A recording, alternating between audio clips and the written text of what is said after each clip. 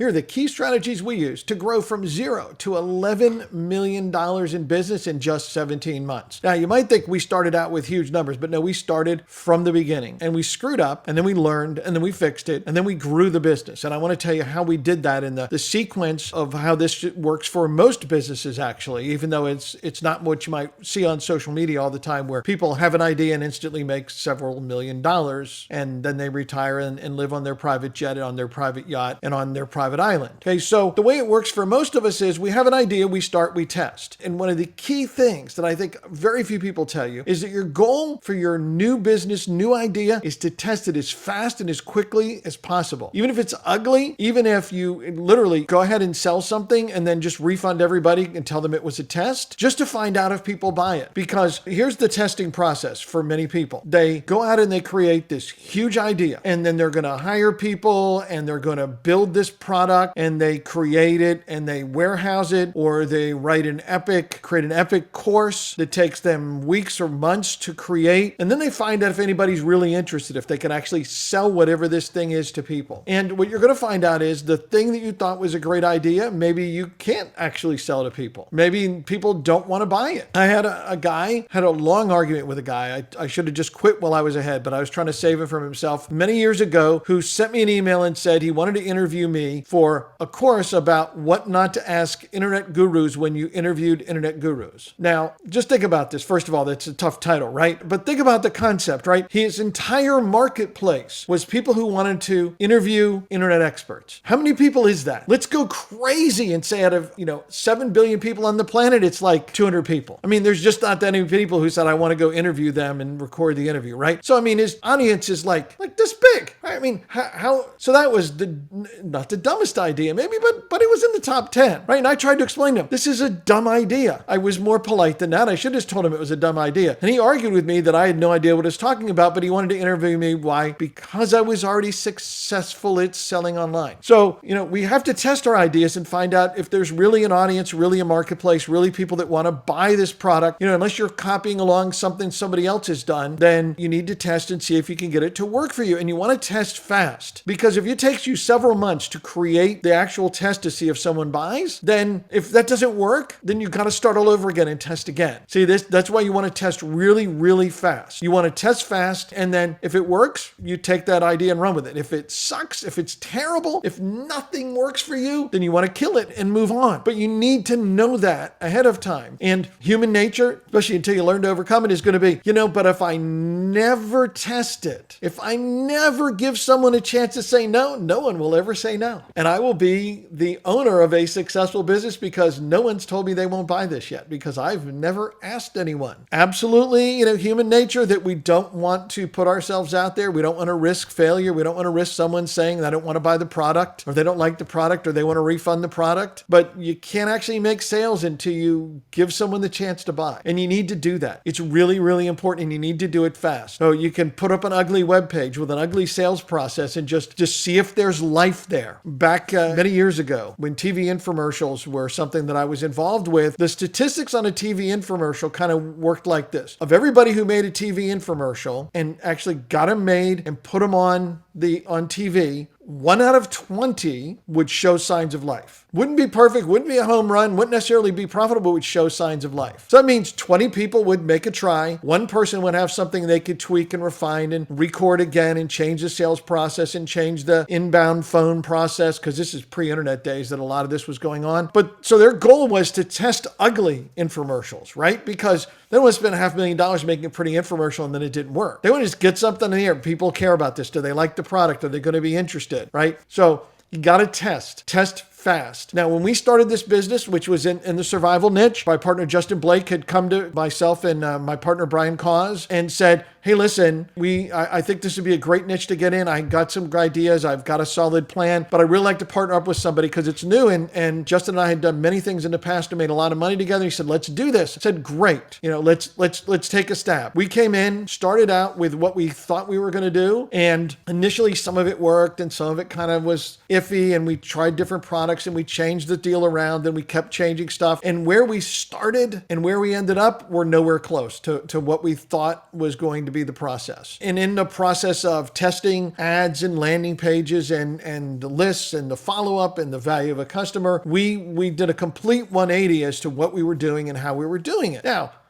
so we tested a lot of stuff. We tested fast, and over the course of 2 to 3 months, we refined that down into something that actually worked and that we could repeat. So this is the second key. We need a repeatable process. We need something that we can do again and again and again. Basically, if you think about it like this, if we run this ad, we get customers. Or we get leads that eventually become customers, right? A repeatable process. I always come back to Henry Ford revolutionizing building cars with the assembly line, right? You put parts in this end, cars come out this end.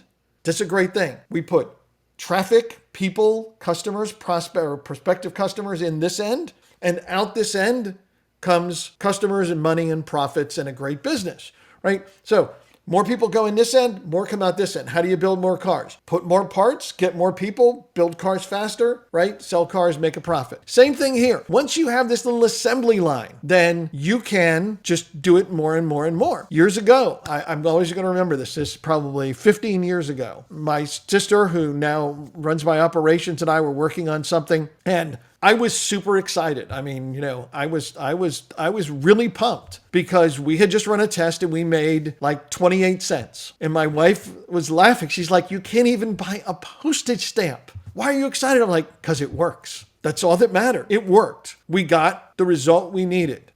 That process went on and made, I don't know, $2 or $3 or $4 million before that model didn't work anymore. But it started with 28 cents, okay? Because all we needed was something that we could do over and over and over and over again. All right. Now, it's the long story as to what that involved. But it's just prove that it works and then test more and drive more people into whatever you have that works. The front end product, the funnel, the upsells, the back end, however you've built your business. I don't want to talk about the details of that. We can do that in a separate video. But in order to grow this, you have to know your numbers. This is super important. I can't tell you how many people I've consulted with who come to me and tell me, "I don't understand why, I don't have the bottom line numbers that I should have.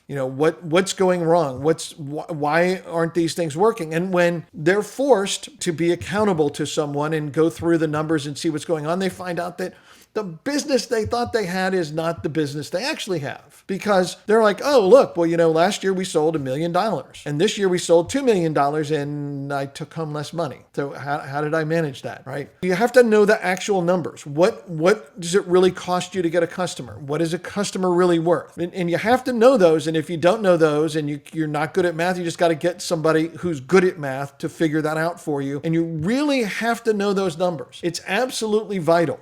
I'm not an accountant by trade. I went to law school. So I got that logical training, but it doesn't matter if you didn't graduate high school. These are things you have to do. You've got to do basic math and know the numbers. If we spend $20 to get a customer, is the customer worth more than $20? If the answer is no, then don't do that. If the answer is they're worth $30 and we make a profit of $10, then do that a lot, right? It's not complicated as much as you actually have to know these numbers, what the net is of what you're doing. And as you grow the business, you'll also want it to drill down to what the source of the customers are. If I generate a customer from an ad on Facebook, on Google, on whatever, then, are my profit margins different? And the answer is probably yes. There's going to be a difference in the cost to get a customer and what they're worth. If I generate them from an email ad, if I generate these customers and they're in the 50 to 60 age range, or they're in the 30 to 40 age range, is there a difference in their value? In many cases, the answer is going to be yes, because there's sweet spots and demographics. And all of those, the more you know, the more profitable you'll be, the better you can grow this business. The next thing you need to know in order to get the business to be big is you need systems. You need a way for all of this to happen really often. One of the things I've done very well in several businesses is leveraging not only the systems, but outsourcing what's going on. So like customer service, you can outsource customer service. That's easy. You just have to have whatever language is your key language. Like for me, we're based place in America, it's English. The people that are going to be responding to people from America or people that otherwise are good at English need to be good at English. It's really important. And they have to be well trained and knowledgeable about what the product is, and they have to be responsive to the questions that you have. But you should outsource that